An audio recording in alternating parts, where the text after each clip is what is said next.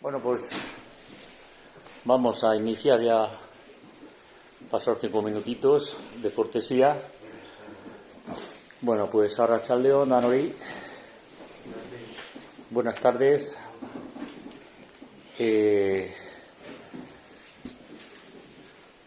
Agradeceros a todos la participación en esta charla que hemos organizado. Como no se pueden hacer grandes cosas en este pueblo de grandes movilizaciones, pues vamos a arrancar con esto a ver qué tal nos van estas charlas.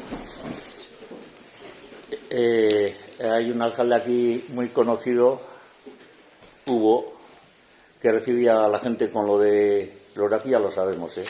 Bienvenidos a todos los forasteros que vienen de fuera. Como hay algunos forasteros, pues bienvenidos. Bueno, tengo la satisfacción de presentaros a Patxi Fernández, economista, pertenece al Movimiento Pensionista de Vizcaya, es uno de los participantes en la comisión de argumentos, de los que se reúnen en la bolsa, lo que solemos comentar todos los lunes. En la bolsa, pues ellos se reúnen los miércoles. Los miércoles, bueno, los lunes en Erandio, los martes en Uribe Costa y todos los días de reuniones. Bueno, ha sido fácil y sencillo invitarle porque nos conocemos hace muchos años y entonces pues ya sabíamos que nos iba estábamos seguros de que nos iba a responder. El título de la conferencia, como sabéis, es La nueva reforma. Posteriormente abriremos un debate sobre otros temas, si os parece, o según lo que se alargue la charla, comentar un poco todas estas cosas que hablamos en los lunes de pasada, pues un poco por encima algún detalle, porque aquí hay un experto y puede aclararnos algunas de las cosas estas. Y por si acaso se me olvida luego, quiero agradecer a Prensa Televista, que nos ha echado un cable en anunciar un poquito esta charla, y al Ayuntamiento por cedernos el local. O sea que, sin más, aquí el compañero Patxi nos irá informando del tema. Mira, es que Fede. Bueno, de todo lo que ha dicho Fede, en todo caso ampliar un par de cosas y aclarar otra. Voy a empezar por la de aclarar otra. Cuando se hace la presentación, ¿quién va a hacer la charla? Patxi Fernández de Erandio, economista.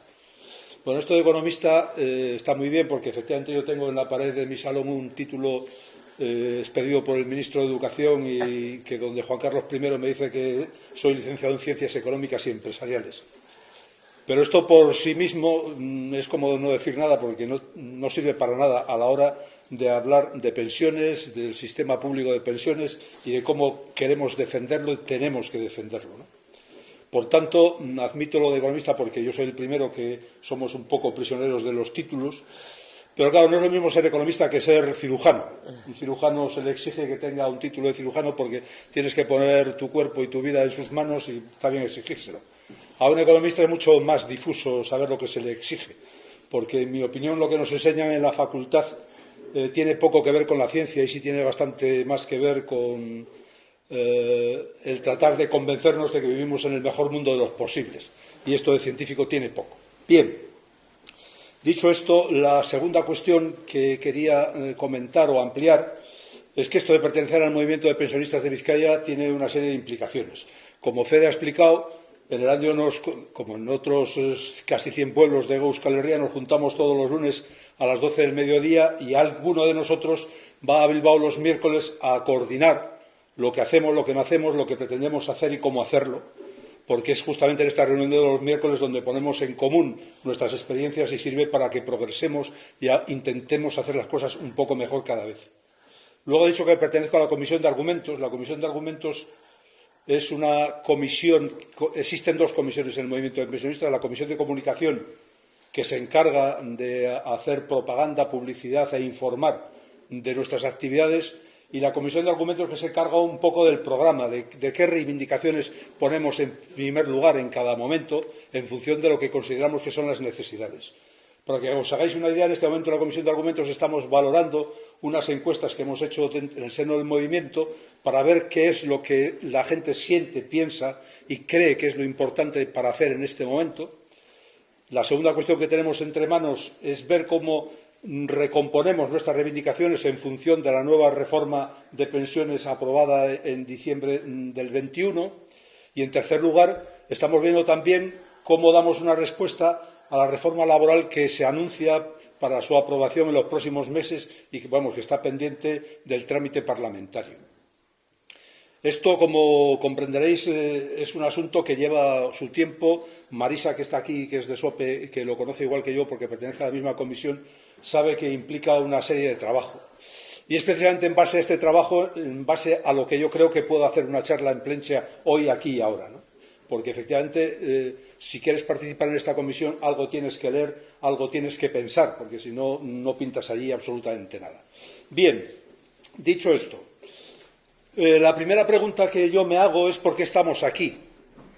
Y la respuesta yo creo que es bastante sencilla. Estamos aquí porque los pensionistas en Vizcaya llevamos 4 años de movilización ininterrumpida en defensa de nuestras reivindicaciones. ¿Cómo se explica entonces que una manifestación que empezó siendo espontánea haya durado 4 años? Yo creo que hay varias explicaciones, pero una que se me ocurre que es insoslayable es que debe de tener algo que ver con la justicia y la razón de nuestras reivindicaciones. El hecho de que digamos que queremos que las pensiones se revaloricen en función de la inflación, o el hecho de que digamos que las pensiones mínimas son una vergüenza, el hecho de que digamos que las mujeres están doble o triplemente discriminadas, debe de tener algo que ver con la justicia y con la razón de nuestra parte, ¿no? Pero hay un segundo aspecto del que se habla menos, porque esto que acabo de decir es bastante frecuente escucharlo.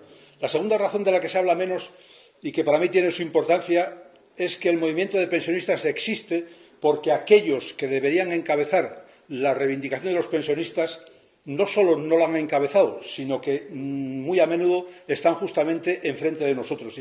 Y en este caso estoy hablando de los sindicatos de los trabajadores, particularmente de Comisiones Obreras y UGT, que son los que tienen la responsabilidad a nivel de Estado.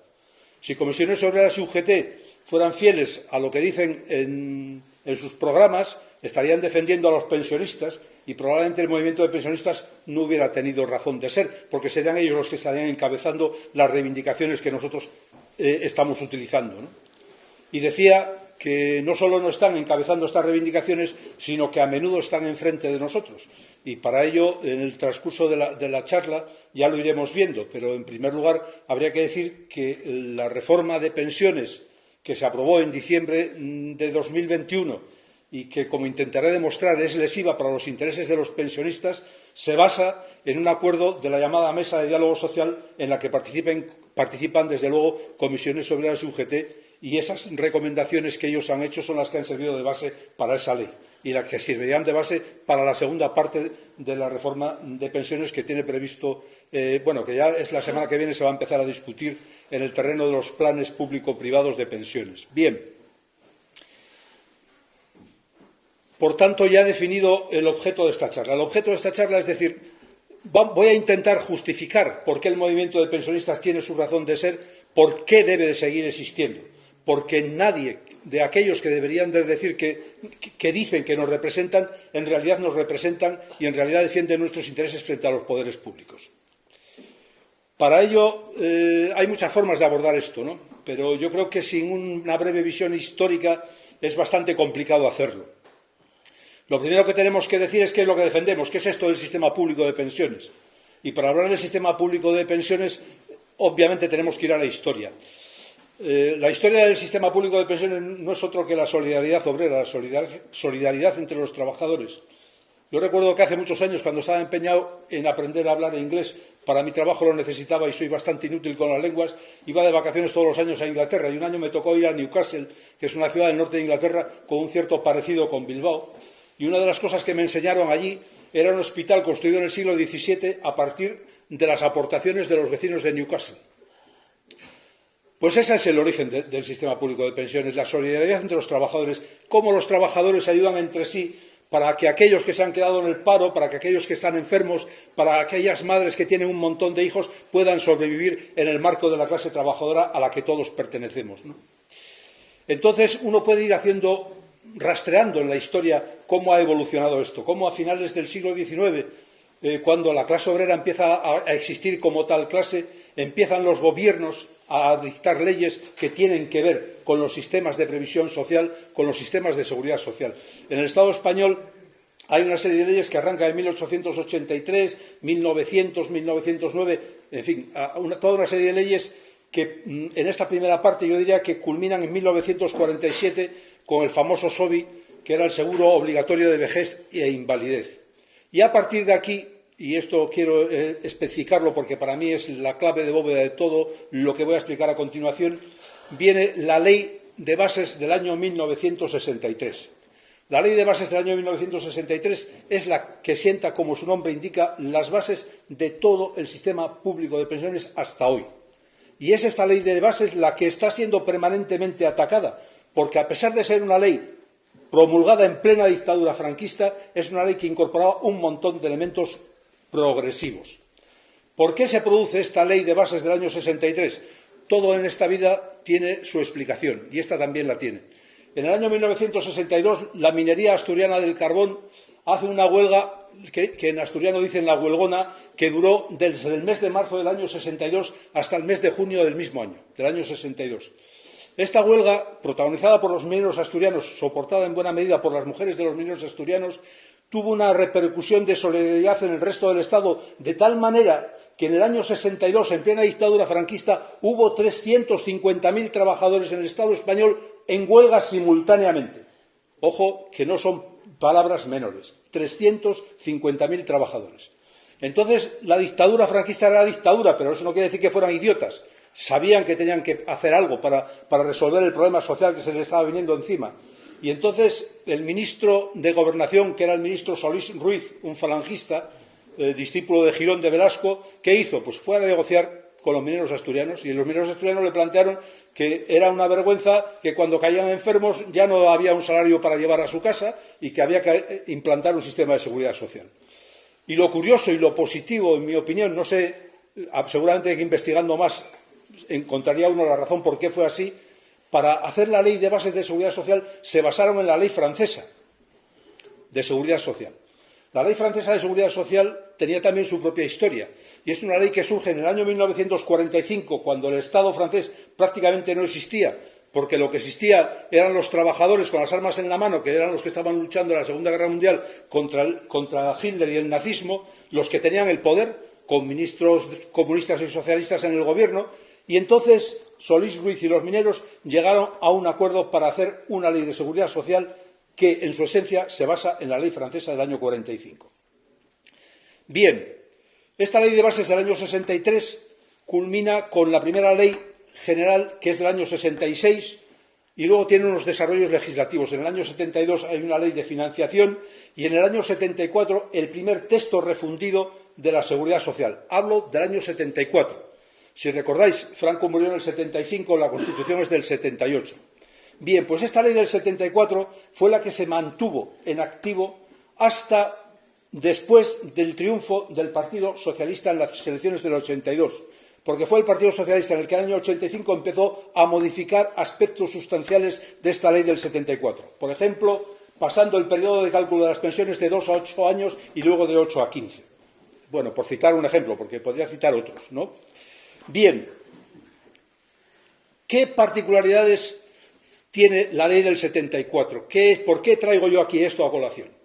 Pues la ley del 74 tiene, la primera particularidad que tiene, digo que es herencia de la del 63 y la del 66 y la del 72, la primera es que el patrimonio de la seguridad social es un patrimonio propio y distinto del patrimonio del Estado. Patrimonio propio y distinto del patrimonio del Estado. 2. Se financia básicamente con las cotizaciones sociales, que son salarios diferidos y no con impuestos, es decir, patrimonio propio que se financia con cotizaciones sociales, no con impuestos. Y 3. El Estado es el garante que respalda la suficiencia económica del sistema. Esto de que el Estado sea el garante que respalda la suficiencia económica del sistema tiene su importancia, porque en la ley actual, que es la ley de 2015, el artículo 109 mantiene tal cual esta cláusula. El Estado con los presupuestos generales del Estado y mediante aportaciones, cubrirá los posibles déficits de caja de la Tesorería General de la Seguridad Social. Y esto, curiosamente, es una de las cuestiones que no se están aplicando desde hace ya muchos años. En vez del Estado dar aportaciones a la Seguridad Social, lo que está haciendo es dar créditos, que en este momento alcanzan más de 80.000 millones de euros, y esto yo, desde luego, no lo gano todos los días. Es decir, aquí estamos hablando de una ley del 74 que planteaba unas cuestiones muy claras que luego continuamente han sido sometidas a ataques para minorarlas, para hacerlas más pequeñas, para hacerlas más estrechas y, en definitiva, para perjudicar los intereses de los pensionistas. Bien, en esto quiero detenerme en una cuestión, porque decimos, tenemos un sistema público y de reparto. Esto de reparto hay que explicarlo. Yo he dicho que el origen filosófico o ético es la solidaridad de los trabajadores, pero lo de reparto tiene una importancia práctica concreta. ¿Qué quiere decir de reparto? De reparto quiere decir que nuestras pensiones se financian con las cotizaciones actuales. Es decir, no se trata de un sistema de capitalización en el cual nosotros, cuando trabajábamos, íbamos metiendo el dinero en una hucha y ahora que nos hemos jubilado vamos sacando el dinero de esa hucha. No, eso es el sistema de capitalización directamente enfrentado al sistema de reparto. El sistema de reparto lo que dice es que los trabajadores en activo financian las pensiones y los problemas, no solo las pensiones, de los trabajadores. Y cuando digo no solo las pensiones, lo digo por algo muy concreto. Es que la sanidad pública fue financiada por el sistema público de seguridad social hasta que en el año 86-88 un ministro que todos recordaréis, el señor Lluch, hizo una ley general de sanidad y entonces separó las cuentas de la seguridad social de las cuentas de la sanidad pública. Aún así, la sanidad pública estuvo financiada en parte hasta el año 1999. ¿Qué quiero decir con esto? Pues lo que ya dije al principio, que el sistema público de la seguridad social que surge de la solidaridad de los trabajadores implicaba un sistema de ayuda mutua, que incluía la sanidad, que incluía los hijos, que incluía el paro, que incluía las incapacidades, que incluía todo este abanico. Yo, si alguno tiene interés, le puedo leer cómo está redactado esto en la ley del 63 y en la ley del 66. Pero bueno, no vamos a extendernos demasiado. Lo que quiero que quede claro es que el sistema público de reparto no tiene nada que ver y se opone al sistema de capitalización.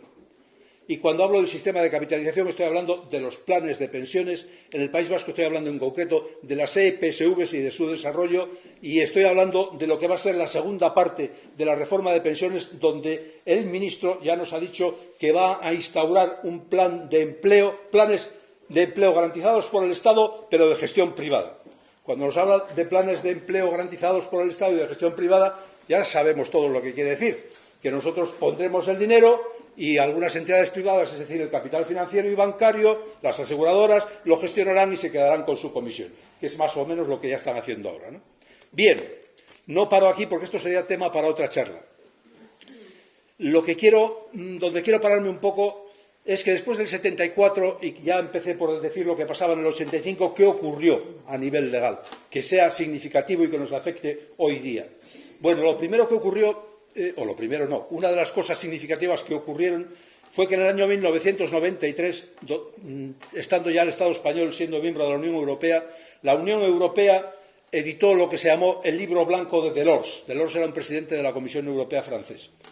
El Libro Blanco de Delors pretendía dar una respuesta a un problema que entonces era incipiente y que ahora es ampliamente conocido. El problema es que resultaba que las manufacturas fabricadas en la Unión Europea no podían competir con las manufacturas fabricadas en el sudeste asiático por una cuestión elemental, en primer lugar, de salarios. Entonces, como había que rebajar los salarios, lo primero que planteaba el señor Delors en su famoso Libro Blanco es que había que ver cómo se rebajaban. Y una forma de rebajar los salarios, obviamente, era reduciendo las cotizaciones sociales a la seguridad social. Y entonces el ministro de turno del gobierno, Felipe González, dice, ¿cómo hago yo esto? ¿Cómo rebajo yo las prestaciones sociales? Se me va a caer el pelo si lo intento hacer. Y entonces siguió un ejemplo. El ejemplo era el del Estado sueco, que también en el año 93 para dar respuesta al mismo problema, lo que hizo fue separar del debate parlamentario el debate sobre las pensiones, creando una comisión parlamentaria que se dice ad hoc, al margen, para que no hubiera un debate público y en esa comisión llegaran a unos acuerdos entre todos que luego se llevara al Parlamento. Y esto fue lo que aquí se hizo y se conoce con el nombre de Pacto de Toledo. Lo del Pacto de Toledo es porque las reuniones primeras de esta comisión se hicieron precisamente en Toledo. Es curioso que en el año 95 y en esta comisión estaba gente tan conocida como el señor Almunia o el señor Montoro. Y ahí lo dejo. Bien, el Pacto de Toledo daba respuesta a un problema que tenía el gobierno, que era un problema importante. Y es que a este gobierno le había tocado lidiar, por decirlo de algún modo, con la huelga general más explosiva que hemos tenido en el Estado español desde que yo tengo uso de razón, al menos, que fue la de diciembre del año 1988, la famosa huelga contra el plan de empleo juvenil, que no era más que un ataque a todo el sistema público de pensiones, de cotizaciones a la seguridad social y demás. Bien, entonces lo que hizo el gobierno de Felipe González fue llamar a los sindicatos para decirles: oiga, voy a hacer una comisión parlamentaria en la que ustedes van a tener mucho que decir. Pero que ustedes tengan mucho que decir no quiere decir que los sindicatos vayan a participar de esa comisión, porque es una comisión parlamentaria donde solo participan parlamentarios. Entonces, ¿los sindicatos qué papel juegan en el Pacto de Toledo desde sus orígenes en el 95? Pues son elementos consultivos que son llamados a ser interrogados para preguntarles sobre tal o cual aspecto y, en definitiva, para preguntarles hasta qué punto estarán dispuestos a tragar las agresiones que allí se acuerden. Esta es la clave. Es decir, son unos más. ¿Quiénes son, además de los sindicatos, los que participan como elementos consultivos del Pacto de Toledo? El Banco de España, el BBVA, su servicio de estudios, FUNCAS, que es el servicio de estudios de la Caja de Ahorros, la IREF famosa, economistas independientes, aseguradoras, todo un conglomerado de gente donde uno no entiende muy bien cómo se puede incluir a los sindicatos obreros como uno más dentro de este conglomerado. Y digo esto por una razón muy sencilla. Porque cuando hablo de la ley de bases del 63, las leyes del 66 y demás, una de las características fundamentales de estas leyes es que contemplaban una gestión que estaba controlada por los sindicatos de trabajadores. En el año 63, obviamente, era el sindicato vertical, que era el único que existía. Pero cuando llega aquí la desaparición del sindicato vertical, este papel lo cumplían o lo cumplieron comisiones obreras y UGT como sindicatos mayoritarios a escala estatal. Estos constituían una comisión tripartita de control junto con los empresarios y con el gobierno. Por tanto, estos sindicatos tenían acceso y tienen acceso directo a las cuentas de la Seguridad Social con decimales, es decir, por completo. No hay cortapisas para ellos. Ellos pueden analizar las cuentas cómo funcionan o cómo no funcionan. El hecho de que luego los sindicatos actúen como elementos consultivos en el Pacto de Toledo, donde se decide la política sobre el sistema público de pensiones de la Seguridad Social, tiene una importancia incuestionable. No es lo mismo que tú formes parte de un comité tripartito de control donde tienes derecho a levantar la mano y decir: oye, que yo por aquí no paso, que no que te llamen para que digas cuál es tu opinión sobre tal o cual aspecto que quiero cambiar. No es lo mismo, desde luego que no es lo mismo. Bien, este Pacto de Toledo ha emitido recomendaciones en 4 ocasiones hasta ahora. En el año 1995, como comentaba, luego en el año 2003, luego en el año 2011 y luego en el año 2020. Claro, pararme en cada una de ellas haría esto interminable. Solo voy a decir algo, que es que las recomendaciones del año 2011 tuvieron como fruto la reforma de pensiones de 2011. Y todos sabemos, sabremos, porque hablaré de ello, qué implicaciones tuvo esta reforma de 2011, ¿no? Bien, el mecanismo, entonces, ¿cuál es? Pacto de Toledo, que es una comisión parlamentaria donde discutimos, nos ponemos de acuerdo y cuando estamos de acuerdo lo llevamos al Parlamento y para ello utilizamos asesores externos, los sindicatos de trabajadores, la banca, el Banco de España, etcétera, etcétera. El siguiente paso dice: ¿cómo concretamos esto? Porque, claro, vale que lo llevemos al Parlamento y que lo aprobemos, pero si luego tenemos una contestación social, si luego hay una huelga general, pues cuidado, esto no es lo que nos interesa. Entonces, la segunda derivación del Pacto de Toledo es la mesa de diálogo social. Es decir, recomendaciones del Pacto de Toledo, ahora el Gobierno junta a los trabajadores, sus representantes sindicales, y a las patronales de OECPYME, y dice, bueno, estas son las recomendaciones, ¿cómo llevamos esto al Parlamento para hacer una ley que cumpla con estas recomendaciones? Y esto fue lo que ha ocurrido aquí y ahora, en el año 2020, 2021, mesa de diálogo social, acuerdo y a continuación ley. Este fue el mecanismo exactamente que han seguido. Bien, hay otra cosa en las recomendaciones en las sucesivas recomendaciones del Pacto de Toledo sobre la que quiero llamar la atención porque de esto se ha hablado mucho y se va a hablar más en el futuro próximo, que son los famosos gastos impropios. Habréis oído con seguridad que ahora el Gobierno está obligado en el plazo, creo que es en este mes de enero, a presentar un planteamiento para hacer una auditoría de las cuentas de la Seguridad Social y en el plazo de 6 meses hacer el desarrollo práctico de esta auditoría. Esto figura en la mesa de diálogo social, figura en la ley de reforma, etcétera, etcétera. Es decir,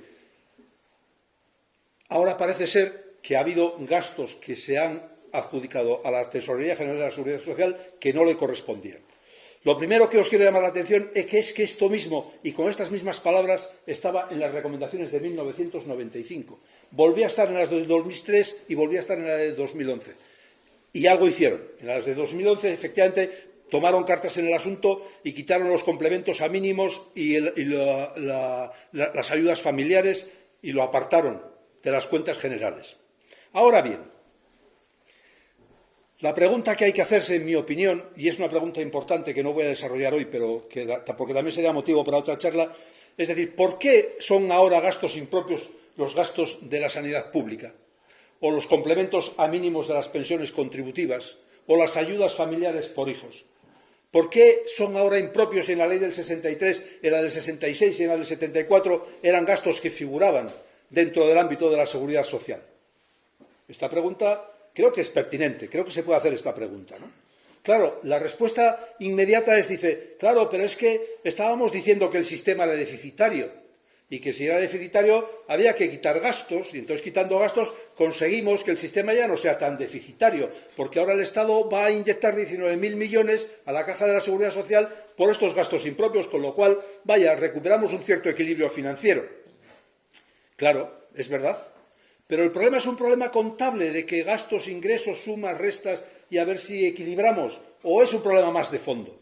O el problema tal vez es que antes, hasta el 74, las cotizaciones sociales de los trabajadores sí quedaban para pagar las pensiones, sí quedaban para pagar la sanidad pública, sí quedaban para pagar los complementos a mínimos y las ayudas familiares y ahora no. ¿Y por qué ahora no? Esta es la pregunta, ¿no? Si antes daban, ¿por qué ahora no dan? Bueno, la respuesta también daría para otra charla, pero os la resumo. Es porque el nivel de salarios en el Estado español, el nivel general, ha disminuido. Y al disminuir el nivel de salarios, disminuyen las cotizaciones sociales, que, como sabéis, son un porcentaje sobre los salarios. Y esto, hay por ahí cientos de estadísticas y algunas muy ilustrativas en las que dice cómo se repartía el PIB, el Producto Interior Bruto, en el Estado español en 1980 y cómo se reparte ahora. Pues os lo voy a decir. En el año 1980 las rentas salariales representaban el 68% del Producto Interior Bruto. ¿Sabéis ahora? No llegan al 50%, están en el 47%. Claro, esta diferencia entre el 68 y el 47 es un 21% del Producto Interior Bruto. Estamos hablando de miles de millones. Claro, miles de millones que perdemos en salarios son también miles de millones que perdemos en cotizaciones sociales. Y yo ahí lo dejo, insisto, no quiero seguir por este camino. Solo decir que la auditoría la van a hacer, está el Gobierno comprometido a hacerla, veremos a ver en qué términos la hacen, tengo muchas dudas sobre cómo la van a hacer. Y más cuando me pregunto o me digo a mí mismo, digo, pero vamos a ver, ¿qué pinta ahora el Gobierno haciendo una auditoría de las cuentas de la Seguridad Social cuando los sindicatos de los trabajadores mayoritarios, comisiones obreras y UGT han estado en la comisión de control tripartita durante todo el tiempo? Durante todos los años ellos han validado y han firmado estas cuentas. ¿Qué pasa? ¿Que firmaban sin saber lo que firmaban? Da que pensar, ¿verdad? Bueno, también lo dejo ahí. Bien, las reformas legislativas que tienen que ver con todo esto, con las recomendaciones del Pacto de Toledo, etcétera, etcétera, tienen dos ámbitos que están íntimamente relacionados, porque están las reformas laborales y las reformas de pensiones, y si os fijáis simplemente por las fechas en las que se producen, están muy relacionadas, porque hay reforma laboral 2010, 2012 y 2022, la que está ahora en discusión. Reforma de pensiones 2011, 2013, 2021. Si os fijáis, un año de diferencia. Sin embargo, ha habido un cambio importante, y es que las anteriores reformas laborales precedían a las reformas de pensiones, y en este caso no es exactamente así, porque ha habido una reforma de pensiones y la reforma laboral es posterior. Ojo, solamente una parte de la reforma de pensiones, porque ya digo que hay dos partes y la segunda van a empezar a plantearla ahora en el Gobierno, ¿no? Bien.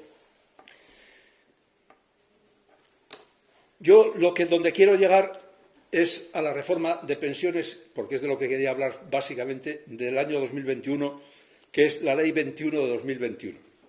Esta ley tiene por título Ley de Garantía del Poder Adquisitivo de las Pensiones y Refuerzo de la Sostenibilidad Financiera y Social del Sistema Público de Pensiones.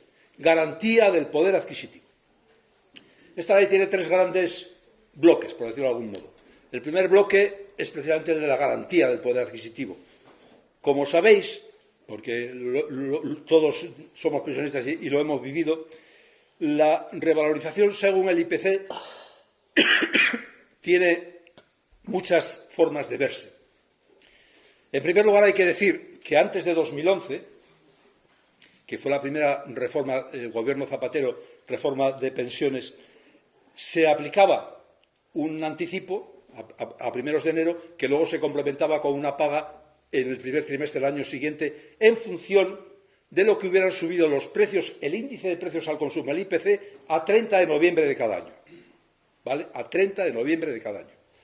En 2011, el señor Zapatero dice que no hay dinero para pagar las pensiones, congela las pensiones, 0% de subida. En el 2012, un 1%, con una inflación cercana al 3%. Y luego, a partir de ahí, viene el famoso 0,25 de Báñez-Rajoy 2013, 2014, 2015, 2016, 2017. El famoso 0,25 por el que saltan los pensionistas a las calles y que se acaba justamente en el año 2018 mediante un acuerdo del gobierno del PP de Rajoy con el Partido Nacionalista Vasco, que la Ley 28/2018. En esta ley se establece una vuelta a un cierto IPC. Y cuando digo a un cierto IPC, digo porque no se vuelve al mismo IPC que teníamos antes de 2011, que ya digo que era el IPC interanual a 30 de noviembre. No. Se vuelve a un IPC que se va a determinar mediante la media de los 12 meses anteriores a noviembre, es decir, desde diciembre del año anterior hasta noviembre de este año, la media de los IPCs interanuales de cada mes. ¿Qué implicaciones tiene esto? Compañeras, compañeros, las implicaciones son obvias, evidentes. Es que si nos hubieran aplicado este año lo que hubieran aplicado antes del año de 2011, nos tendrían que haber subido las pensiones un 5,5%, que era el IPC interanual a 30 de noviembre en el año 2021, ¿vale? Sin embargo, nos van a subir un 2,5%, es decir, un 3% menos exactamente, porque justamente ese 2,5% es ese índice promedio de la inflación interanual mes a mes desde diciembre del año 20 hasta noviembre del año 21. Vale, aquí voy a pararme un poco porque esto hay que analizarlo con un poco de seriedad, porque, vamos a ver, algunos compañeros dicen, no, el IPC real es el 6,5%, que es el que tenemos en diciembre. Y entonces, claro, los que han hecho la ley algo saben del asunto y contestan, ¿no? Dicen, no, oiga usted, esto no es verdad, porque lo que nosotros aplicamos es una media anual y, claro, si nosotros si tenemos en cuenta que en enero de 2021 la inflación fue del 0%, es decir, la interanual de enero de 2021 fue del 0%. ¿Por qué? Porque los precios en 2021 tenían el mismo nivel que los precios en enero de 2020. En febrero incluso bajaron un 0,4%. Es decir, que en febrero nos costaban las cosas un 0,4% menos que en febrero de 2020. Claro, si a nosotros nos suban el 2,5%, contando la paguilla que nos han dado ahora del 1,6%, la conclusión es evidente. En enero y en febrero nosotros teníamos un poder de compra superior al que habíamos tenido en el año 2020. Y esto es difícilmente cuestionable, porque esto es así, en mi opinión, desde luego. Y no solo son estos 2 meses. Durante 7 meses del año 21, los pensionistas, si contamos, ojo, insisto, la paguilla que nos han dado ahora como ingresada en los meses que corresponden, hemos tenido un poder de compra superior al que hemos tenido en el año 2020. ¿Pero esto quiere decir algo? Pues realmente no mucho, en mi opinión. ¿Por qué? Porque lo que cuenta no es tanto lo que va a ocurrir en el 2021, donde tenemos todavía una paguilla compensatoria. El problema serio, grave, gravísimo, en mi opinión, se está produciendo ya en enero de 2022. ¿Por qué? Porque, lógicamente, para calcular el incremento de las pensiones para 2022, que han dicho el 2,5% sobre la pensión al 31 de diciembre de 2021, aquí, ¿qué ocurre? Hay un pequeño despiste, ¿no? Porque, claro, yo en enero ya estoy pagando un 6,5% más de lo que pagaba, más lo que suba o quitando lo que baje en enero de 2022. Pero, en todo caso, va a ser muy superior al 2,5%, ¿verdad? Es decir, nadie se cree que de repente en enero caigan los precios un 4%, ¿verdad? Nadie se lo cree. Ellos tampoco. Yo, desde luego, tampoco. Y ahí es donde está el problema, que en el año 22 sí que vamos a perder poder adquisitivo y vamos a perder poder adquisitivo en una tasa bastante importante. Y esto, con ser muy, muy importante, no es todo. Fijaros bien, y esto, en fin, ruego que me disculpéis porque yo sé que no es fácil de entender, pero voy a intentar explicarlo lo mejor posible. Si ahora dicen que ya no hay paguilla compensatoria y que siempre nos van a subir las pensiones cada año en función de este promedio mensual de los 12 meses anteriores, tararí, tararí, ¿qué va a ocurrir en el año 22 cuando tengan que revalorizar las pensiones para el año 23? Imaginemos en el utópico caso de que se cumplan las previsiones del Gobierno contenidas en sus presupuestos generales para el año 22, de que la inflación a 31 de diciembre del año 22 va a ser del 2%. No se lo cree nadie, ¿eh? Desde luego no se lo cree nadie. Pero nosotros somos muy crédulos y nos lo vamos a creer. El 31 de diciembre el nivel de precios va a ser un 2% superior a 31 de diciembre de 2021. Pero para llegar a ese 2%, si partimos del 6,5% con el que empezamos, vamos a tener que tener unos meses 6,5, 5,5, 4,5, 3,5 para llegar a 2, ¿vale? Si ahora calculamos, hacer un ejercicio en la cabeza, si ahora calculamos el promedio de los 12 meses anteriores a diciembre del 22, ¿qué va a ocurrir si partimos del 6,5%? Que aunque la inflación termine en el 2, haciendo un cálculo muy sencillo, 6,5 más 2, 8,5, si divido entre 2, 4,25. ¡Ah! Que nos van a subir las pensiones para el año 23 en el 4,25%, teniendo una inflación al 31 de diciembre del 2%. Bueno, yo tengo que nacer unas 10 veces más para creerme esto. O sea, de entrada ya os digo que esto no va a pasar. Y si pasa, yo invito a comer a todo el mundo hasta que acabe la cuenta corriente. Oiga, entonces, ¿qué pasa? ¿Qué hace esta gente? ¿Por qué nos engañan? ¿Nos consideran idiotas? ¿Dónde está aquí la sensatez? Claro, imaginaros que hablo del 4,25 si terminamos el año con una inflación del 2%. Ahora imaginemos que terminamos con el 3,25% que dice la OCDE o terminamos con el 3,75% que dice FUNCAS, que es la Organización de Estudios de las Cajas de Ahorro. Pues que en vez de ser el 4,25 va a ser el 5, no sé cuánto. Vamos a ver, señores, un poco de seriedad. Claro, los que han hecho esta ley van a argumentar. Porque, insisto, ellos tienen las respuestas previstas. Lo primero que dicen es que en la ley hay un mecanismo de complementación, de análisis de qué ha ocurrido con la revalorización de las pensiones cada 5 años. Es decir, que lo que ocurra en el año 22 se va a analizar en el año 27. Imaginemos, creo que no es difícil imaginarlo, que en el año 27 hay un gobierno que no será un gobierno del PSOE y Unidas Podemos, que puede ser un gobierno del PP y de Vox, pongamos por caso.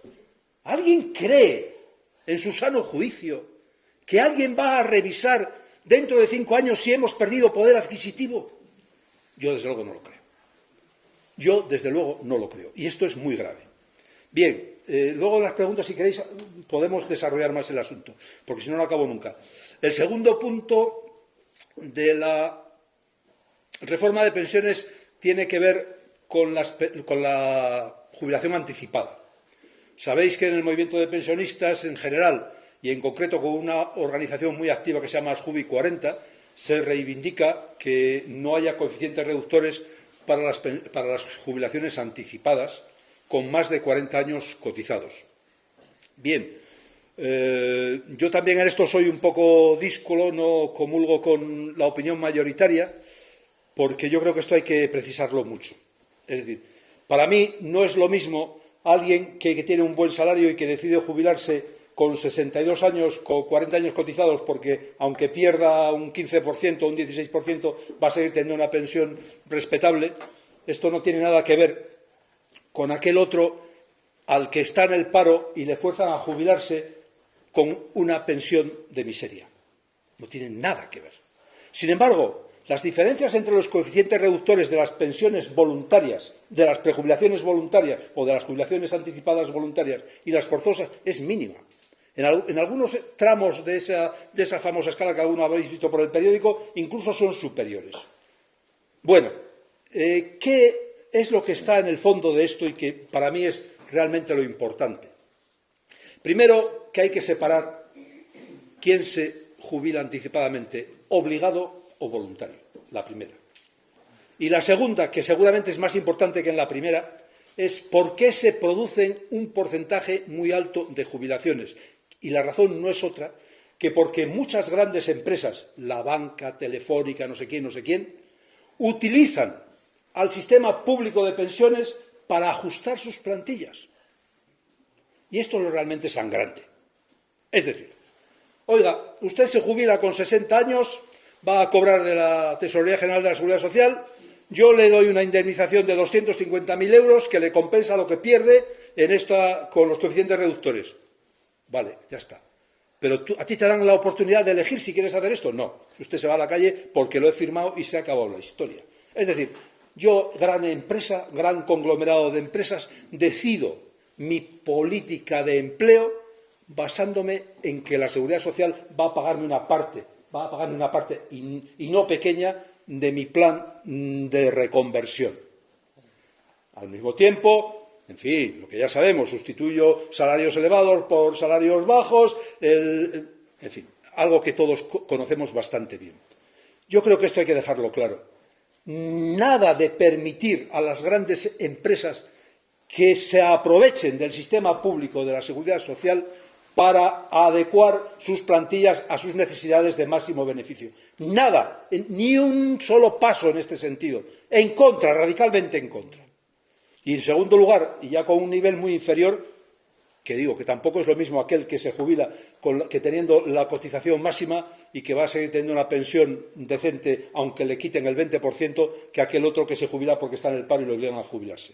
Nada que ver. Bien, en este sentido, la reforma, esta ley nueva del año 21, lo único que hace es aumentar los coeficientes reductores para las jubilaciones anticipadas voluntarias en un tramo de unos cuantos meses, que son entre el mes 17 y el mes 24 que te jubiles de anticipación, y también luego entre el mes 0 y el mes 3. Bien, en fin, da igual. En unos cuantos tramos las pone más altas y en otros tramos las pone más bajas y se justifica diciendo que de esta manera se produce un elemento de redistribución de la renta. Bueno, vale.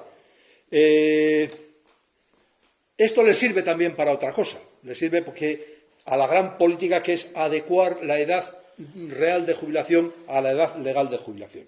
Como dice, no, es que hay mucha gente que se jubila antes y yo lo que quiero es que la gente se jubile después. Claro, para que la gente se jubile después, ¿qué hago? Pues les financio con cargo a las cuotas de la Seguridad Social que no tienen que pagar y encima les doy una prima que puede llegar a ser hasta de 12.000 euros. Oiga, y sigue trabajando, claro. Dile tú a un minero que siga trabajando después de no sé qué años, o dile tú a uno que trabaja en la construcción que siga trabajando después de no sé qué años. Claro, esto es de utilidad para un sector muy reducido de gente, muy reducido de gente. Y que bueno, que les da igual seguir trabajando porque tiene un trabajo que es llevadero, van a ganar más dinero y encima no se aburren. Vale, muy bien. Ahora, ¿esto es justo? Yo creo que no. Desde luego creo que no.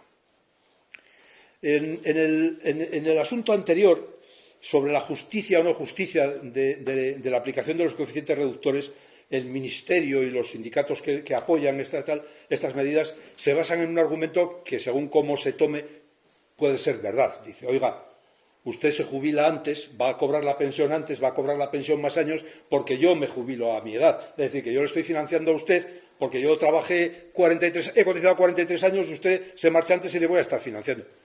Es cierto, esto es innegable que es así. Pero insisto, la parte fundamental de la gente que se jubila anticipadamente no es esta gente que lo hace voluntariamente para ir a Benidorm. Es la gente que está obligada o bien por reestructuraciones de sus empresas o bien porque está en el paro y no le queda otro remedio que jubilarse. Y esto es lo que no se dice y es lo que creo que hay que decir. Bien, el tercer punto es que esto lo introdujeron al final como una enmienda, es el famoso mecanismo de equidad intergeneracional. Cometemos a veces, en mi opinión, un error cuando vamos de trazo grueso, cuando digo, el IPC este no es el IPC real. Y ya explicaba antes que, bueno, depende cómo te lo tomes, pues se puede justificar. Lo que está claro es que no podemos decir que el IPC medio este de las narices es igual que el famoso IRP de Rajoy, el índice de revalorización de las pensiones del 0,25, porque es evidente que un 2,5 no es igual que un 0,25. Por lo tanto, hilar fino yo creo que nos conviene, porque así evitaremos que nadie nos venga a decir que no decimos la verdad. Con esto del mecanismo de equidad intergeneracional pasa lo mismo, en mi opinión, porque se dice, no, esto es lo mismo que el factor de sostenibilidad de la reforma de Rajoy. No, no es verdad, compañeros, compañeras, no es lo mismo. ¿Quiere decir esto que sea bueno? No, pero que no es lo mismo. Porque el factor de sostenibilidad lo que hacía era ligar de forma directa la esperanza de vida con la base de tu primera pensión. Es decir, más esperanza de vida, menos pensión. El mecanismo de equidad intergeneracional no dice nada de esto. Lo único que dice es que va a haber un aumento de las cotizaciones sociales entre el año 2023 y el año 2032, que con ese aumento se va a crear un fondo y que con ese fondo servirá para poder pagar las pensiones del famoso baby boom. Bueno, algunas precisiones. Lo primero es que este incremento de las cotizaciones es del 0,6%, 0,5% con cargo a la empresa, 0,1% con cargo al trabajador. ¿Esto es malo por sí mismo? Yo creo que no. Es decir, si estamos obligando al empresario a que nos pague un 0,5% de salario indirecto, aunque nosotros tengamos que poner el 0,1%, creo que salimos ganando. Ojo, es mi visión particular del asunto. El problema para mí está un poco más allá. El problema es, con este 0,6% suplementario entre el año 23 y el año 32, ¿realmente vamos a conseguir el equilibrio financiero para pagar las pensiones del baby boom? Y compañeras, compañeros, en mi opinión la respuesta es claramente no. Y aquí es donde está el truco.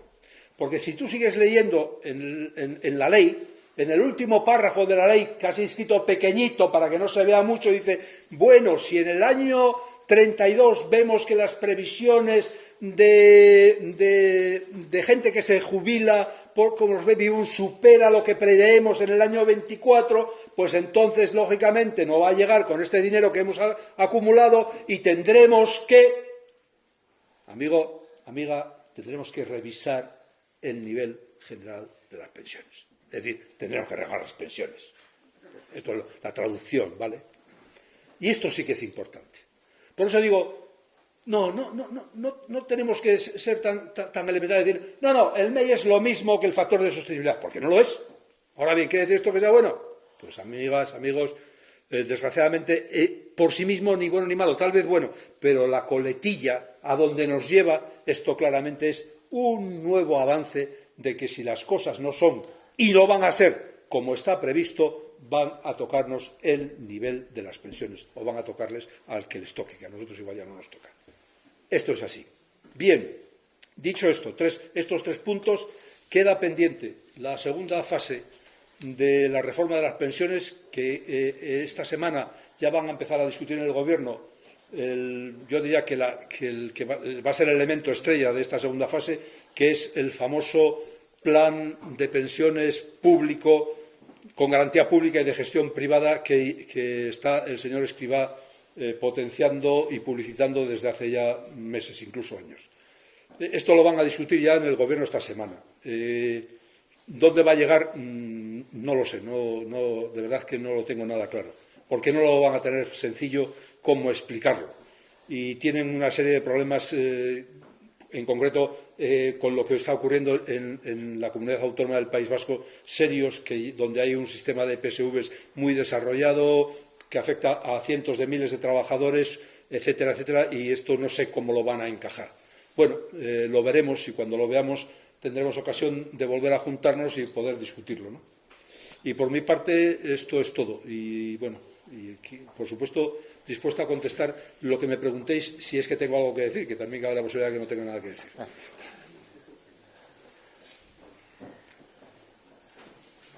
Bueno, queda abierto. Tenemos ahí.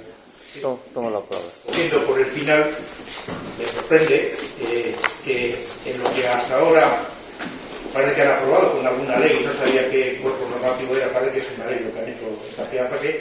¿Eso qué quiere decir? Que de aquí al 2032, he dicho. 32, sí, del 23 al 32. Al 32, que en esos años no van a meter mano a la forma de calcular la base reguladora y por lo tanto las pensiones. Ya. Que me parece que son muchos años para que no hagan ninguna barbaridad cuando no han tardado 10 años en tocar esto, ¿no? ¿Eso es así? No, eso es así sobre el papel, pero en la práctica no, porque parten de decir que se basan en una predicción de un organismo de la Unión Europea que calcula cuánto vamos a vivir y cuántos, entonces hablan del año 24. El año 24 no es el año 32, es dentro de 2 años, y que si en el año 24 se producen desviaciones, ellos ya empezarán a maniobrar. Es decir, no. Desgraciadamente no vamos a tener esa garantía. No nos vendría mal, creo, pero no la vamos a tener, ¿no? Además, dentro de 5 años dicen que van a hacer una revisión. Sí, pero bueno, eso ya lo expliqué. No era tanto.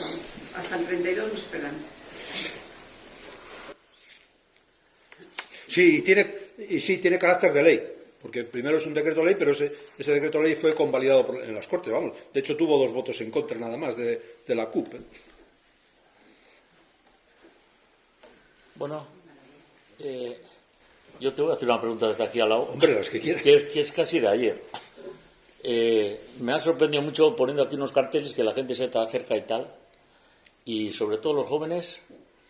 Todos coinciden en que ellos no les va a afectar esto que estamos poniendo para venir a las charlas, porque no les va a llegar. Es que esto no nos va a llegar a nosotros. Dentro de 30 años ha desaparecido las pensiones públicas y están viendo lo que estamos viendo todos, que lo están encaminando a que todo esto que está siendo público, aparte de las pensiones, vaya a ser poco a poco privado. ¿Cómo ves esto? Bueno. No sé, si alguno quiere contestar la Fede. No, es que preocupa que está la gente ya que ha tirado la toalla. Lo habréis visto vosotros, pero es que es de ayer, o sea, así mismo, aquí mismo. Es que es eso, como dices, yo ayer mismo también hablando con alguien, pues con 20 y tantos, 30 años, decían, es que para nosotros ya eso no va a haber, y los de 40 te dicen lo mismo, y dices, no, digo, chicos, es que si no peleas ya, es que va a ser lo que tú estás diciendo. O sea, o te mueves ya o no. Pero hay que venir a apoyar a los. Es que no es para los pensionistas, es para ti mismo. O sea, pero claro, están ensimismados con las pantallitas de turno y no ven más allá. Vídeos y más vídeos, pero están en otro mundo, no están en este.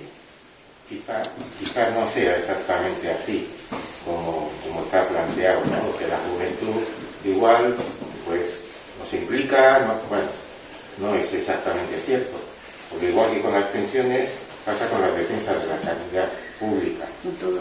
La gente joven dice, bueno, vosotros sois los candidatos preferentes en este momento, a mí todavía me queda mucho, ¿no? Pero claro, crecen y se hacen mayores también y se van a encontrar con un desierto.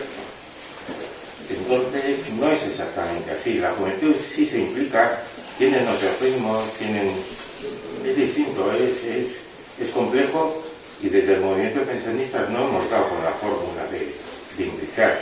Pero también es cierto que cuando se hacen acciones conjuntas y convergentes, pues la gente joven acude. Pero igual acuden a las movilizaciones y a las manifestaciones y a la actividad que se desarrolla en los pueblos. Por lo menos, en hecho, así ha funcionado la gente joven, ¿eh? La gente joven organizada, pero también nosotros cuando éramos jóvenes, la gente joven que salía y se movilizaba, pues éramos poquitos. Entonces, bueno, pues, hay que contemplarlo así, hay que respetar también los ritmos de la gente joven. ¿Cómo se consigue esa implicación? Pues, bueno, pues habrá que ver sobre la marcha. Igual ha sido un fracaso de nuestra generación que no les hemos enseñado. A lo mejor Quizás ya. No es culpa de Lucillo. puede ser. Sí, yo que sé, porque ellos te echan la culpa de todo. O sea, no van a las manifestaciones con nosotros. El sábado, ¿cuánta gente joven había en Bilbao? Y se hizo la mañana para ver si salían y luego se iban a tomar el vermú o la... ¿Cuánta gente joven? Éramos, pues como siempre. Pero sí se han movilizado cuando han tenido que ir a hacerse los PCRs a los hospitales para salir por la noche en Navidad. Y qué cabreos, porque los he visto en mi familia. Te quiero decir que porque no me lo han hecho a tiempo, porque había un montón de gente, porque las colas, pero bueno, para eso sí. Te quiero decir que sí, que está bien que se movilicen para lo que ellos les... Bueno, pero no pronto, podemos, es su futuro, ¿eh? Pero no podemos caer en eso, en hacer dos frentes.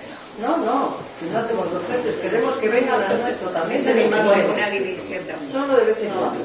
No queremos división, más queremos No, pero igual lo que estamos hablando es... Queremos colaboración. Peor es la gente que está jubilada y que no viene. Para mí peor es eso. Y hay mucha. Para mí. No sé. Yo es que quiero siempre ver la botella medio llena, ¿no? Porque creo que esto ayuda a vivir. Yo estoy bastante de acuerdo con lo que ha planteado Miquel. A veces tenemos tendencia a idealizar el pasado. Yo creo que muchas veces. Y todos, que en los 70 salíamos a la calle. Salíamos a la calle, salíamos los que salíamos, todos seamos realistas.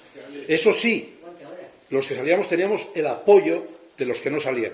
Que esto es vital, claro. Cuando venía la policía corriendo detrás de ti, tú tocabas un timbre y te abría todo el mundo y te metían en su casa. Claro, a mí me lo han hecho. Entonces, esto significaba que había un apoyo social a los que salíamos.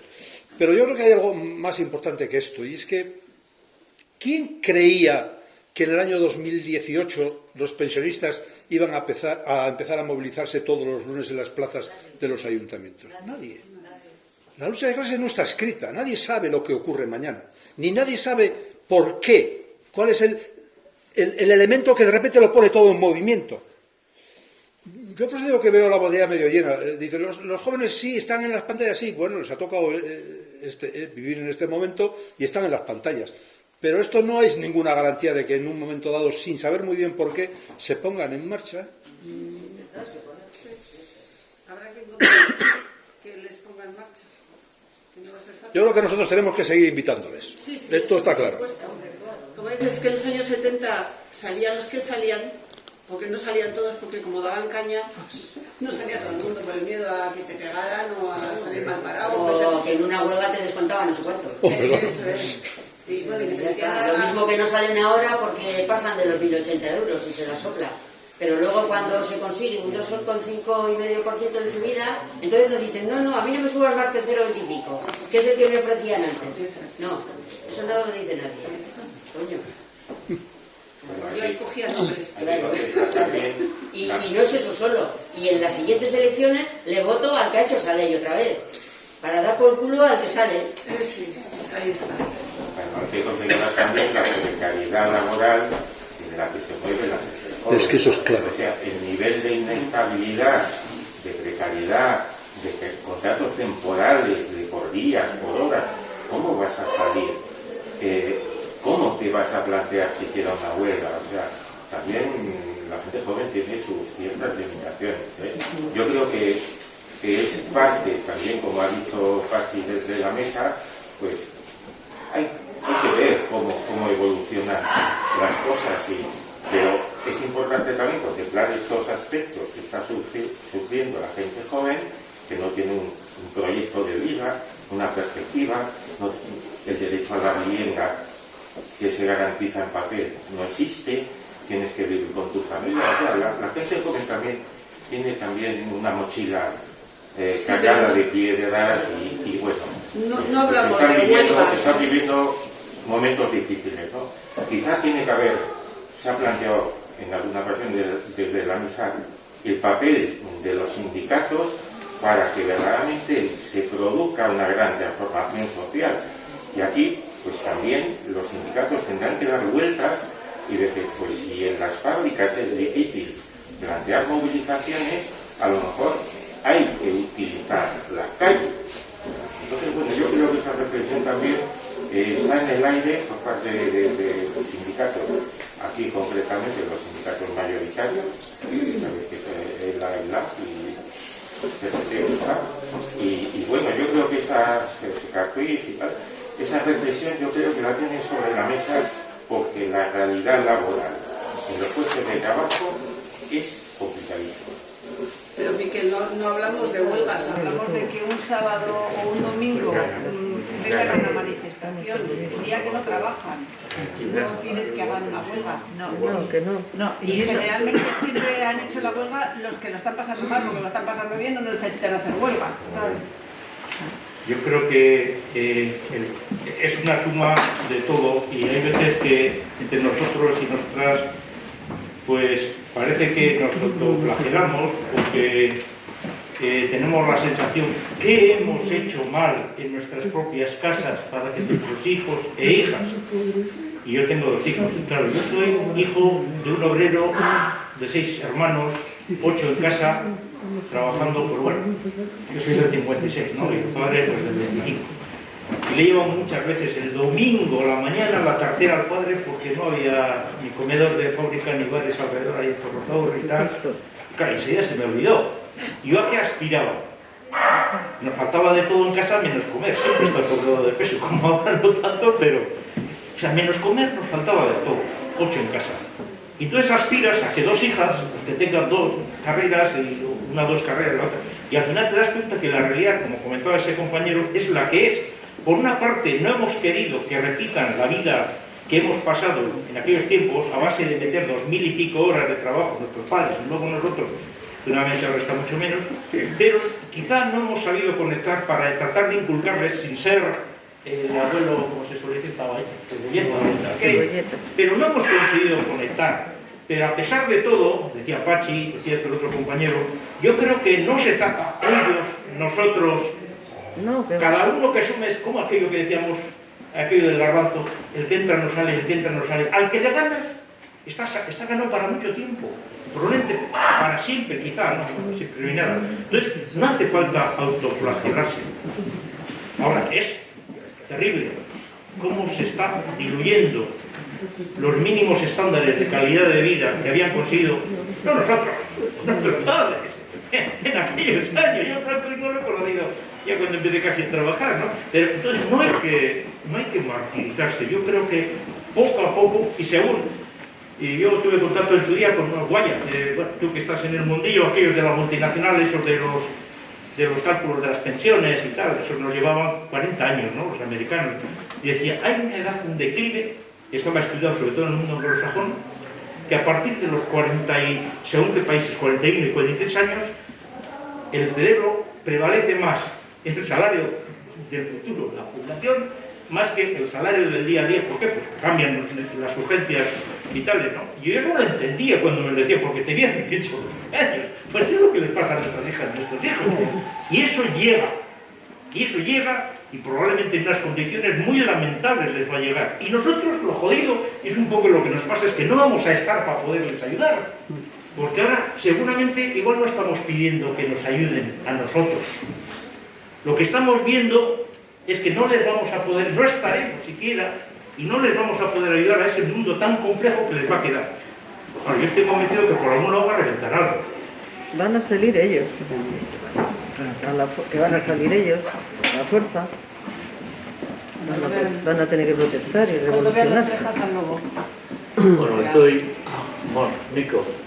Bien, una cuestión es todo, que creo que igual nos puede ayudar a entender algunas de estas cosas que se están planteando, pues estamos mezclando jóvenes gente de trabajo, etcétera, etcétera. Vosotros, creo que la mayoría de la gente que está aquí conoce que desde el movimiento de pensionistas de Vizcaya todas las semanas se emiten unas noticias que se consideran de interés. Entonces, quiero hacer alusión, y la voy a leer esto porque mejor que leerlo que expresarlo. En uno de los capítulos que esta semana se ha escrito, dice: preocupación sindical en Nueva Euskal Herria por el alto nivel de inflación y la reforma laboral en ciernes.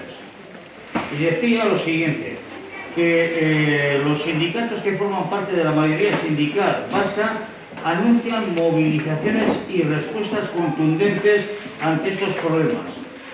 Son conscientes de que o se movilizan con firmeza para conseguir frenar estos ataques, o los trabajadores y trabajadores van a sufrir unas pérdidas muy significativas y, consecuentemente, se debilitará su confianza en los sindicatos.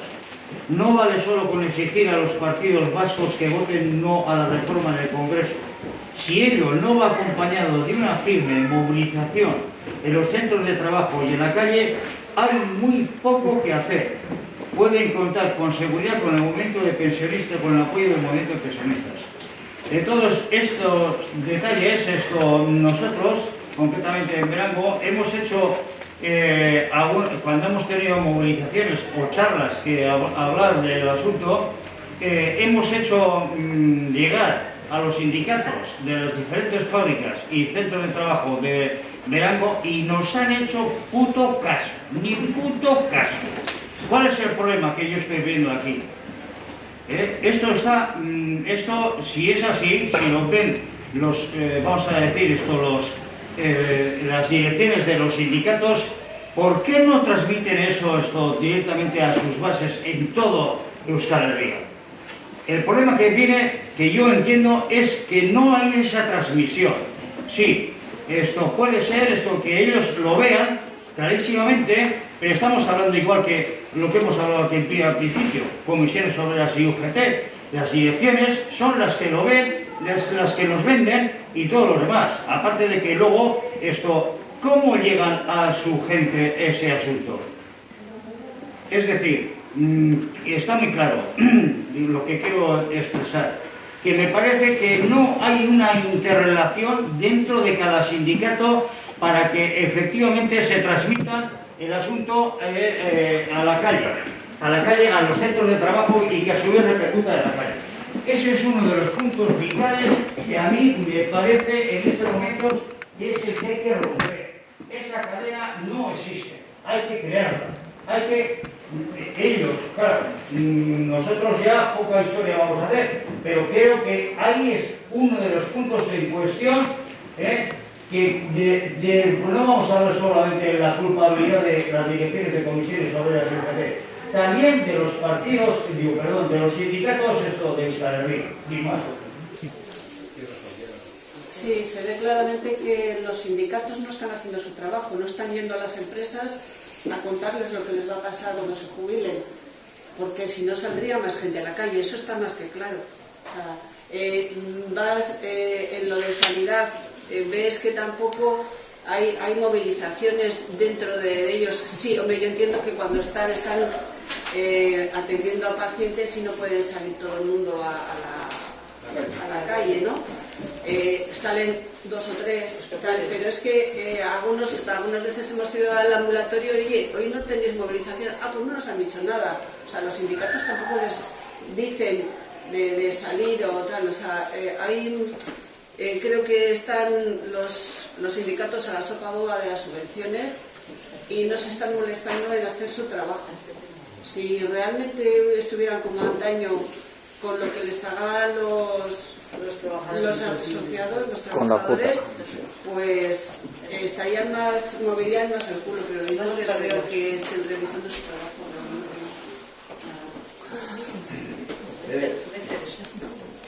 Lo que he dicho viene al hilo de lo que nuestro compañero Stopachi ha comentado desde el principio.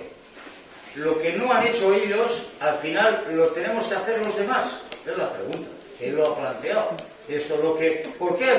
¿Por qué el movimiento de pensionistas se ha creado? Precisamente porque ellos no lo han hecho.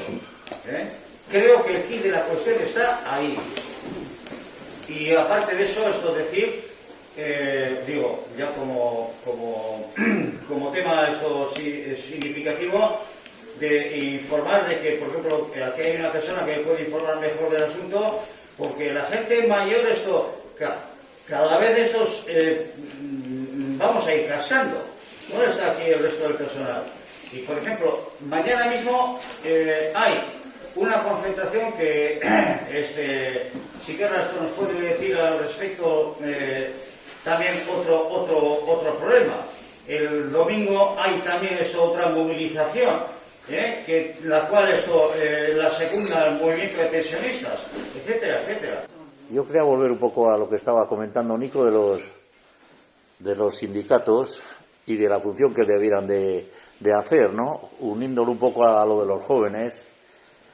A los jóvenes, sobre todo, estoy viendo muchas mujeres hoy entre nosotros y de pasada ha comentado Pachi, pues estas cosas de los sindicatos y sobre todo las jóvenes tienen, claro, ellas se enfocan a las feministas y todo esto por otras cuestiones, pero hay una muy importante que afecta a las pensiones y es a igual trabajo, igual salario. Igual salario, que quiere decir igual pensión a la larga, ¿no? Porque todos llevamos un pensionista dentro y les va a tocar a todos los jóvenes también. ¿Qué? ¿Nos comentas algo de esto? Sí. Sobre la igualdad esta que se habla de vez en cuando, si se tiene en cuenta ahora en estas... Sí, no lo dije antes simplemente porque me parece que estaba enrollándome mucho, pero... No, vamos muy bien de hora, pues se puede seguir un ratillo. Cuando hablábamos de las jubilaciones anticipadas, el ministro dijo que la cuestión esta de mantener los coeficientes reductores y tal, que tenía mucho que ver con luchar contra la brecha de género en las pensiones. Porque a las pensiones anticipadas solo accedían un 30% de mujeres cuando realmente la fuerza de trabajo está en torno al 50% o algo por el estilo, ¿no? Y claro, yo digo, esta es una forma muy curiosa que este ministro es muy aficionado a hacer para decir algo que es verdad y que aparece como algo progresista o redistributivo o lo que sea, para a continuación cargárselo, ¿no? Porque claro, efectivamente, solo un 30% de las mujeres acceden a la jubilación anticipada voluntaria porque las mujeres en general tienen un nivel salarial más bajo. Una. Dos, porque las mujeres no tienen carreras de cotización superiores a los 40 años. Obvio. Entonces, lo que tendríamos que resolver lisa y llanamente, luchando contra la brecha de género, reconociendo el trabajo de las mujeres, de cuidados de los hijos y de los mayores, etcétera, etcétera, etcétera. Si no hacemos esto, damos pábulo para que luego se digan muchas cosas que son aparentemente progresistas, pero que en realidad lo que están tapando es el origen del problema. El origen del problema es la situación de la mujer en el mercado laboral y el papel, claro. De vez en cuando te dicen, no, esto es muy progresista porque ahora vamos a considerar los cuidados y que se van a considerar como periodo cotizado. Y dices tú, sí, muy bien, periodo cotizado, ¿con qué base de cotización? Con la mínima. Oiga, no me tome usted el pelo, porque esto, ¿dónde nos lleva esto? A ningún lado. Es decir, también las mujeres, aunque no hayan cotizado nada, van a tener una RGI o una pensión mínima no contributiva y tal. Pero esto no resuelve el problema. El problema es un problema de desigualdad estructural en que las mujeres ganan unos salarios más bajos, tienen carreras de cotización más cortas, porque no se les reconoce el trabajo que hacen, lisa y llanamente. Y que sale gratis, porque encima claro. Los cuidados gratis, la crianza gratis, una infinidad de cosas. ¿Y cómo te haces tú un porvenir? Aunque tengas acceso por estudios o lo que sea, si no puedes, porque en la sociedad te come. Y luego faltan niños y tienes que tener niños. O sea, cuando hay muchos niños, no tengas más niños, porque no sé qué, como los chinos, uno solo. Cuando hacen falta, resulta que tienes que tener niños. O sea, pero sin valorar el trabajo doméstico. De verdad. Sí, sí, claro. Sin valorar Que esa es la clave, en mi opinión, vamos. Y todo gratis. Sí.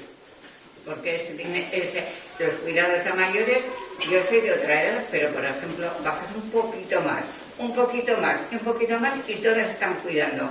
De 40, de 50, de 60, de 70, a padres, a nietos, Es así, y vamos, eso no vale nada. No se va a ver. es así. No, es que como dices, como si fuéramos una fábrica. Ahora ten, ahora no tengas. Y Pero no porque quieras o no quieras. No, no. Es porque necesitan niños y claro, si verdaderamente te pondrían una buena, no sé cómo decir, es que igual podrías hasta acceder, decir, bueno, del 75%, de si tendrías un empleo, no sé qué, alguna cosa así, tampoco. O no se ve por lo menos, ni visos de que venga. No interesa. O sea, eso ya es. ¿Además preguntas? Vamos muy bien de hora. Yo no nos van a despachar hasta las 8:30. Compañero. Podemos seguir, a ver.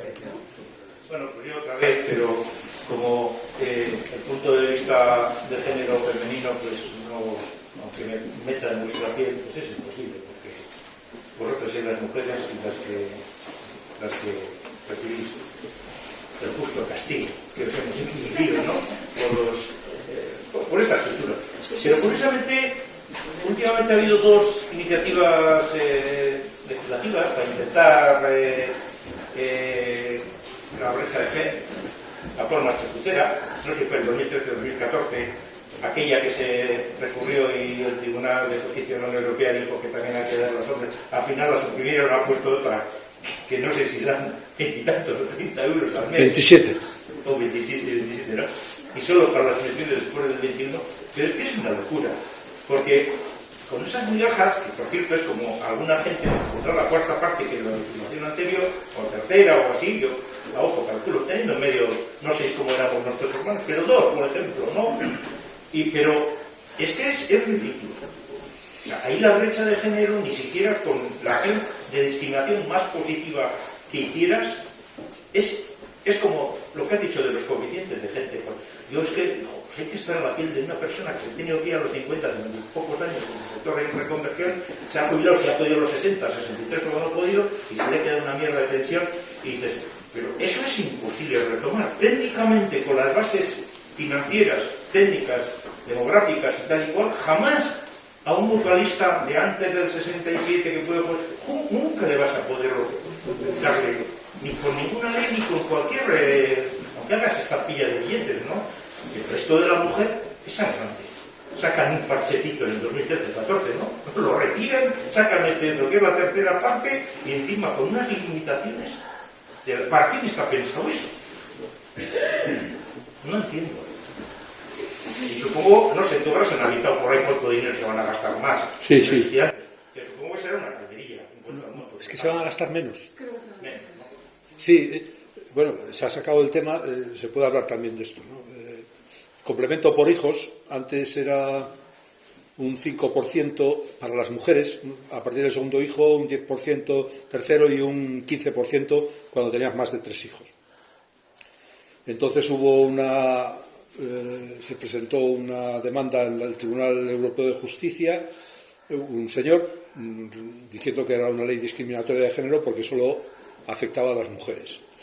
Entonces, bueno, el gobierno que tenemos, el señor Escrivá y demás, dijeron, sí, tiene usted razón, es una injusticia, hay una discriminación de género y encima hay una discriminación también porque si tienes una pensión más alta, como es en términos porcentuales, vas a cobrar más, y si tienes una pensión más baja vas a cobrar menos como complemento por hijos. Entonces, yo que soy muy progresista voy a resolver el problema.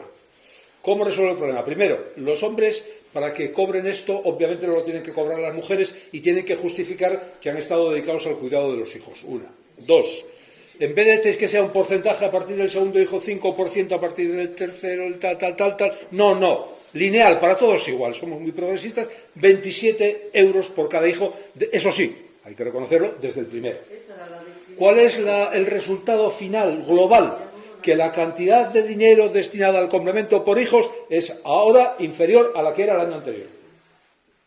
Y se ha quedado tan ancho. Eso es así, ¿no? O sea, lo he mirado y Sí, es así. sale menos. Es así. Pues que no sigan legislando. A los que tenían uno no le daban nada. Bueno, Eso también era una discriminación. ¿alguna pregunta? Yo todavía tengo una. Por eso pregunto a ver si alguno tenéis.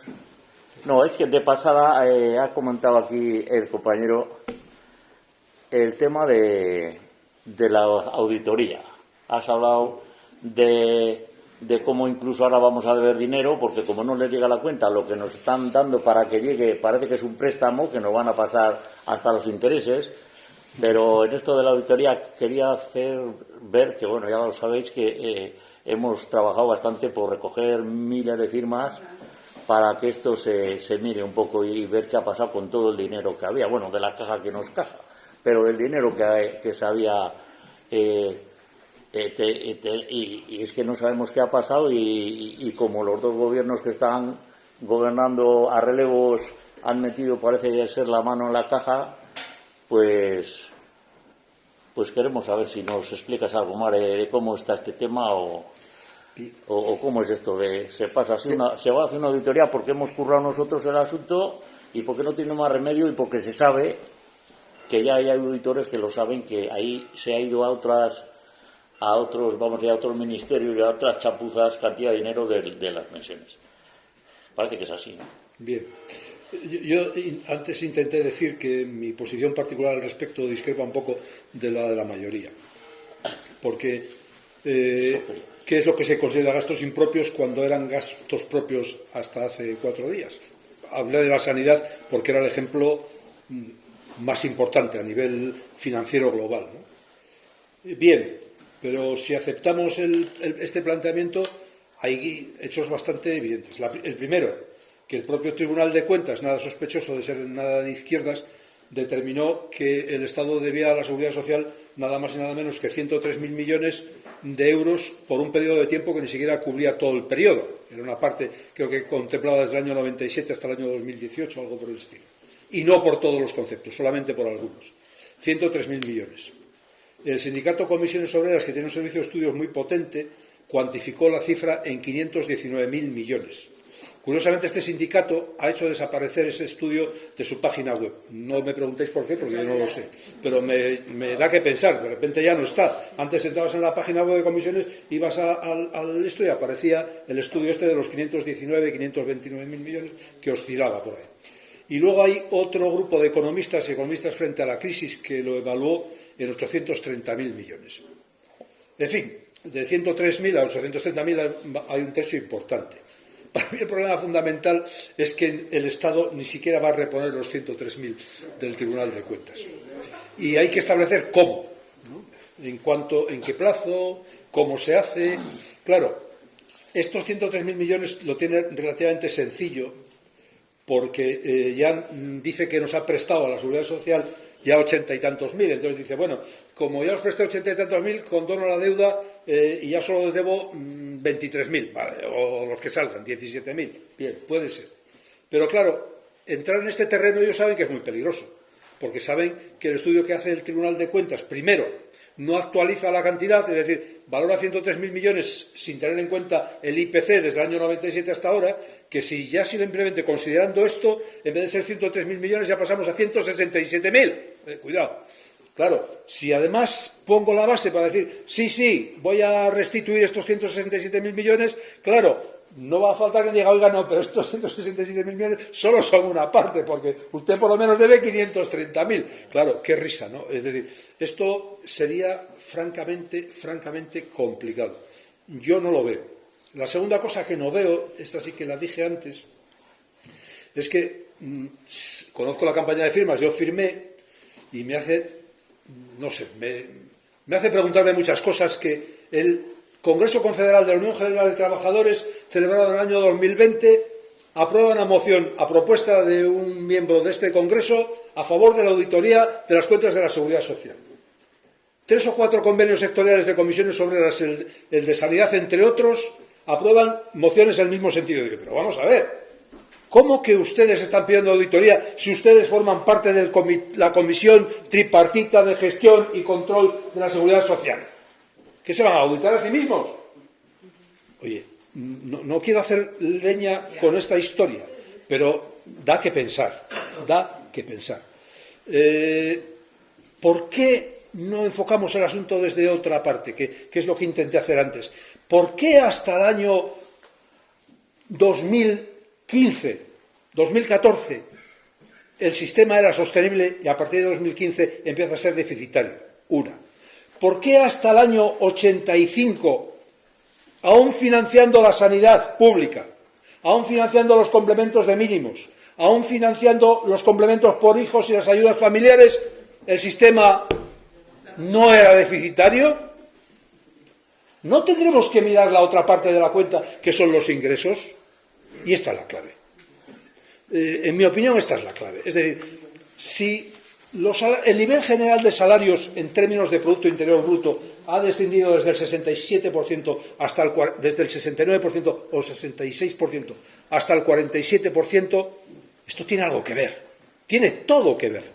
Porque si realmente tuviéramos el mismo nivel de salarios en términos reales que el que teníamos hace estos años, seguramente no habría ningún déficit en la seguridad social para pagar las pensiones. Y no estaríamos hablando de otra cosa. Perdona, aquí hablando de números que han dicho antes, que quiere ser justo, yo creo que también hay que tener en cuenta un par de cosas en este punto. Primero, que el gasto de la seguridad social, si se entiende como tal, el de la asistencia, se ha disparado enormemente. Porque la cartera de productos que hay hoy en día no tiene nada que ver con el año 80 y tantos. Y por otro lado, yo creo que la pirámide poblacional algo tendrá que ver, ¿no? También, que es la inversión de la pirámide, y no solo la inversión, es también la disminución del activo, la prolongación de la vida, eso también es un hecho. Y al final de la vida, la cartera de servicios a la población también ha variado en cantidad desde el año 80 y tantos. Quiero decir que, no restando importancia a tu argumento, yo creo que estos otros factores, yo creo que tienen un peso mucho más importante del que tú en un principio le has adjudicado, sin quitarle, por supuesto, importancia al argumento de que el salario, en términos relativos, ha descendido.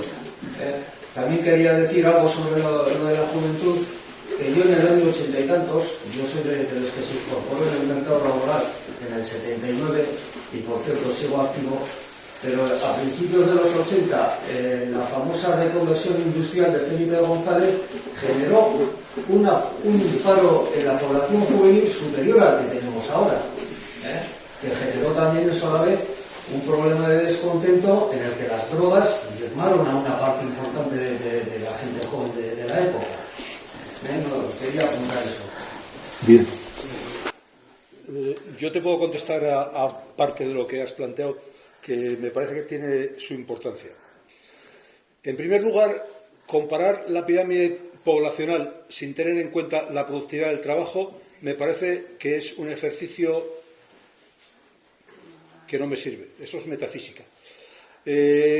Cuando yo empecé a trabajar, que empecé en el año 73, en la fábrica que nos suministraba tornillos, un obrero fabricaba, lo sé porque se lo pregunté al representante, del orden de entre 1.000 y 1.200 tornillos semanalmente.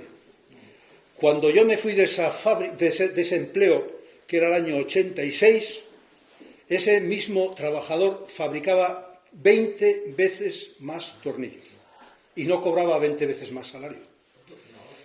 En las jornadas que hubo organizadas por el movimiento de pensionistas en el año 2019, yo presenté un trabajo que relacionaba el salario en términos reales con la productividad. Y la consecuencia, o sea, el resumen no lo he traído porque no imaginaba que iba a surgir este asunto, era que en términos de productividad las pensiones representaban un porcentaje mucho mayor en el año 85 que en el año 2018. Del orden del 33% en el primer año, del orden del 25% en el último. ¿Con esto qué quiero decir? que simplemente considerando los incrementos de productividad, aunque viviéramos por término medio más de 100 años de vida por término medio, deberíamos de tener suficiente dinero para financiarnos las pensiones, hablando en términos de salario y productividad. Ahora bien, si reconocemos, porque es un hecho estadístico probado, que la participación de los salarios en el Producto Interior Bruto ha caído 21 puntos, pues claro, ya no llega. El problema no es que seamos más población, el problema es que ganamos menos. Y voy a poner otro ejemplo aún más claro. El gobierno que tenemos actualmente, y la ministra de Trabajo, Yolanda Díaz, ha publicitado, presumido y sacado en la televisión y en todos los medios que habíamos llegado a ser 20 millones de trabajadores cotizando al sistema público de pensiones, lo cual significaba un récord. Eso hace en el mes de marzo exactamente. ¿Sabéis lo que ocurría, compañero? Que aún batiendo todos los récords de afiliación a la Seguridad Social, el volumen de ingresos de la Seguridad Social había caído un 12%.